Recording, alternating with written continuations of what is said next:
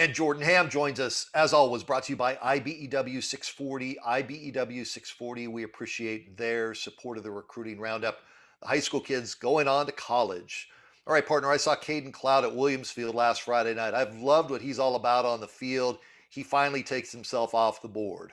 Yeah, the running back who, another player, it feels like the past couple of weeks, we've talked about guys who feel like they have been on their teams for 6 years now. Caden Cloud feels like one of those players. He makes his commitment to Air Force. And there is something about this connection with Air Force and Williams Field, something about Steve Campbell's players that this Air Force coaching staff absolutely loves. When you look over the years, 2 or 3 guys from these programs are going up to Colorado to attend the Air Force Academy. And Caden, in his case, as a sophomore, rushed for 1,200 yards, 17 total touchdowns, already off to a great start this year, over 500 rushing yards, 6 touchdowns in as many games. And this is going to be just a really good guy that, you know, he can come in and have those explosive plays, but also be consistent in the passing game as well. You see him just making those progressions and just really thriving in that sort of system. And I think that's where he's going to be going to with Air Force as well.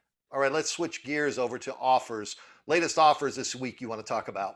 Yeah, a couple of Pac-12 offers coming in for some playmakers. Elijah Rushing at Sal Point. This guy's a sophomore, already going to be an All-American, has already committed to the All-American Bowl for a couple years from now, but this is going to be the next great player to come out of Southern Arizona. He has an offer from Washington. I was able to see him a couple weeks ago against Cienega, and he was just making plays. He was forcing fumbles, and he's so long. He has that frame that he can easily add weight.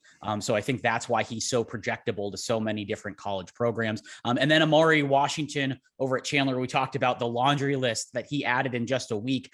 Shortly after we recorded our segment, he added 2 more right then. He got ASU and Utah. So the Pac-12 coming in heavy on him. Cole Shivers, defensive back from Saguaro, another guy. This is a strong position pedigree over at Saguaro, and Cole is definitely one of the up-and-comers that I think you should be really excited about. He adds an offer from Buffalo. And then safety over at Chandler, Devin Dunn, a guy that our friend Cody Cameron has been pounding the drum for over the past year or so, that college coaches should take a look at him. Air Force comes in. We talked about their connection to Arizona, comes in and offers him as well. This is a week, Jordan, and walk the fans through this. This is a week where you have power programs against power programs. We're starting to turn the corner towards the end of the regular season. So you're doing evaluations. You, Zach Elvira, Cody, myself, we were all on the sideline last Thursday night to watch Basha play.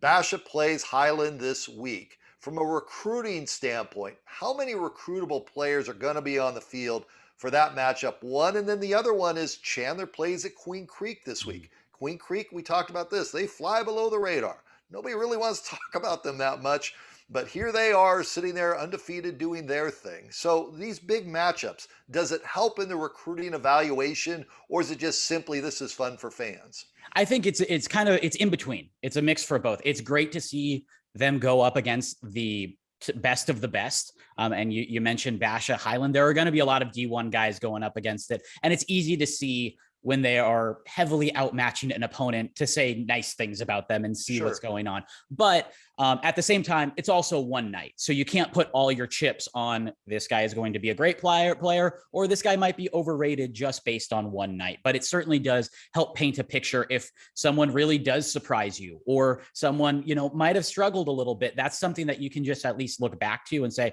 okay, that's something I can reference, but how do they overcome that? Where do you see that growth period from this one data point moving forward?